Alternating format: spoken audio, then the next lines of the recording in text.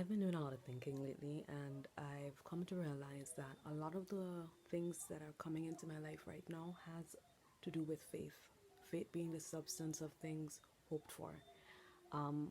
As an individual, I've been thinking a lot about my own life, and I know the things that I'm after, I know the things that I want.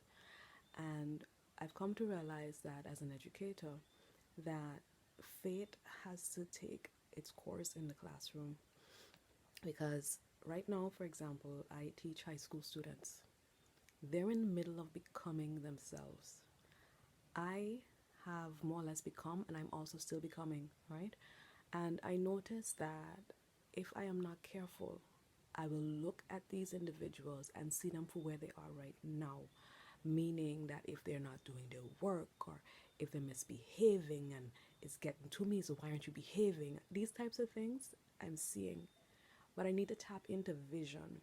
And I realized that in order to tap into vision, I need to tap into who these individuals are. Because as far as I am concerned, everybody more or less has a seed inside of themselves, and there is something that they came to this earth to do. And no matter how young they are, that seed is there. So instead of getting caught up in the whole dramatics of how people can't behave and whatnot, I decided to do something a little different that I have never done at all. I asked them to write down what they're going to become, and I've done that part before. But what I have not done was to hold a vision on their behalf.